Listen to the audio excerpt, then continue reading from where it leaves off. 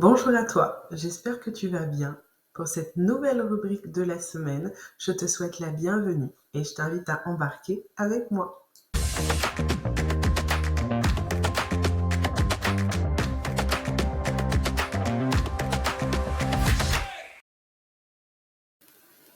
Connais-tu la mission que Dieu a prévue pour ta vie?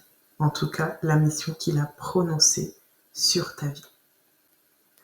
Beaucoup d'entre nous sommes sur Terre, mais nous ne connaissons absolument pas le projet que Dieu a prévu sur notre vie.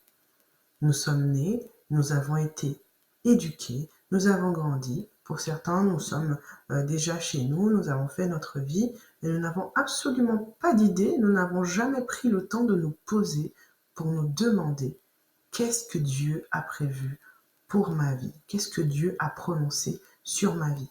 Parce que notre vie a quand même un but bien précis. Et dans nos éducations, surtout chez nous, nous n'avons pas pris l'habitude d'entraîner nos enfants, de les pousser à réfléchir, de les pousser à entrer dans leur destinée, si vous voulez un mot pour mieux comprendre ce que je veux dire, à entrer dans le projet que Dieu a prévu pour leur vie. Je parle du projet prophétique. Je ne parle pas de forcément tout ce qui concerne la vie professionnelle. Bien sûr, la vie professionnelle peut être en accord avec la mission prophétique que Dieu a prononcée sur la vie de nos enfants, mais je parle particulièrement du projet prophétique spirituel que Dieu a prévu pour chacun de nous. Certains, Dieu va les appeler à être des prophètes ou des prophétesses. D'autres vont être appelés à être des docteurs de la loi, d'autres vont être appelés à être des pasteurs, d'autres vont être appelés à être des évangélistes, d'autres des serviteurs, etc.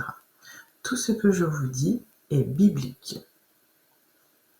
Donc, si vous n'aviez jamais pris le temps de vous poser pour vous demander quel est le projet prophétique que Dieu a prévu pour votre vie, je vous encourage vivement à le faire, car il y a une grande bénédiction là-dedans. Nous ne sommes pas appelés à être sur terre et à errer comme si nous ne savons pas où nous allons, ou des personnes sans destinée, des personnes sans objectif, des personnes sans but. Nous sommes appelés à marcher dans le projet de Dieu prévu pour notre vie.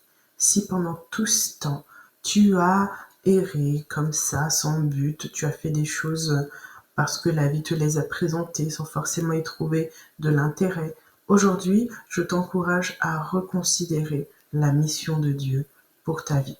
Parce que quand nous entrons vraiment dans la mission que Dieu a prévue pour notre vie, nous avons le côté spirituel qui rejoint le côté professionnel et qui continue sur notre vie quotidienne. Ne l'oubliez pas, partage ta foi, partage la vie est là justement pour vous encourager à avoir la foi, à garder la foi, mais également à vivre cette foi chaque jour de votre vie. Donc aujourd'hui, le conseil serait de vous encourager à prendre le temps de vous poser, de demander à Dieu quelle est la mission que tu avais prévue pour ma vie à la base. Et le Seigneur vous dira certainement ce qu'il avait prévu pour vous, j'en suis sûre.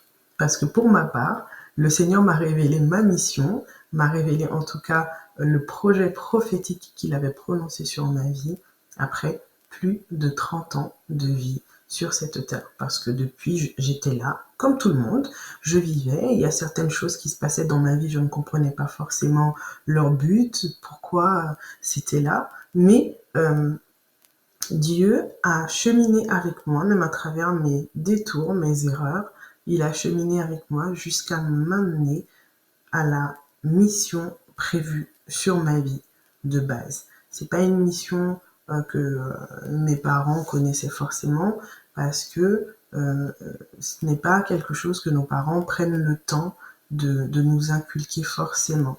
Alors je vous encourage, je ne sais pas s'il y a des parents qui passent par là, qui ont encore des enfants assez jeunes, même des enfants plus grands, tant que vous êtes encore en vie, vos prières de parents restent efficaces dans la vie de vos enfants. Si vous n'avez jamais pris le temps de demander à Dieu quelle est la mission qu'il a prévue sur la vie de vos enfants, aujourd'hui, je vous encourage vivement à le faire. Demandez à Dieu de vous révéler qu'est-ce qu'il avait prévu de base pour vos enfants. Est-ce que ce sont des prophètes? Est-ce que ce sont des évangélistes? Est-ce que ce sont des docteurs de la loi? Est-ce que ce sont des futurs pasteurs? Peu importe leur âge, parce qu'il y a des gens qui deviennent pasteurs à des âges très avancés, il y a des gens qui deviennent évangélistes à des âges très avancés. Donc même si on n'en a pas eu conscience au début, plus jeune ou bien depuis le sein de nos parents n'ont pas forcément eu conscience de cela, nous pouvons encore prendre conscience de cette mission et l'endosser tant que nous sommes encore en vie. Il faut savoir que si vous, parents, vous n'avez pas forcément conscience de cette mission que Dieu a posée ou déposée sur la vie de vos enfants, le diable, lui, il en a conscience et il va tout faire pour que vos enfants n'entrent pas dans leur destinée. Il va commencer déjà par vous, par les propos de votre bouche. Je sais qu'il y a dans notre culture, beaucoup de parents n'ont pas conscience du poids des mots qu'ils prononcent. En tout cas, c'est très important de faire attention à ce que nous disons, à ce que nous prononçons sur la vie de nos enfants, car la Bible est claire là-dessus. La bouche est la source de la vie, mais c'est également la source de la mort. Donc, chers parents, faisons très attention à ce que nous prononçons sur la vie de nos enfants. Ne laissons pas le malin utiliser nos lèvres pour pouvoir anéantir les projets de Dieu sur leur vie, mais soyons plutôt ceux qui les bénissent, ceux qui les boostent, ceux qui les poussent et ceux qui proclament l'accomplissement de la mission de Dieu dans leur vie. Ne soyons pas ceux qui les bloquent, ne soyons pas ceux qui les empêchent d'avancer, mais soyons plutôt ceux qui les encouragent et qui les accompagnent dans cette destinée. Alors, chers parents, prenez le temps d'intercéder. Prenez le temps de prier et de demander à Dieu de vous révéler la mission qu'il a posée sur la vie de vos enfants dès qu'il les a posés dans votre sein. Car quand ils ont été posés en vous, Dieu avait déjà prévu quelque chose sur leur vie. Demandez-le à Dieu et laissez-vous guider sur comment vous devez cheminer avec le Saint-Esprit pour les accompagner. Car malheureusement, c'est une réalité. Je m'en suis rendu compte personnellement dans mes propres erreurs. Beaucoup de parents se laissent submerger par l'éducation, la culture et l'orgueil.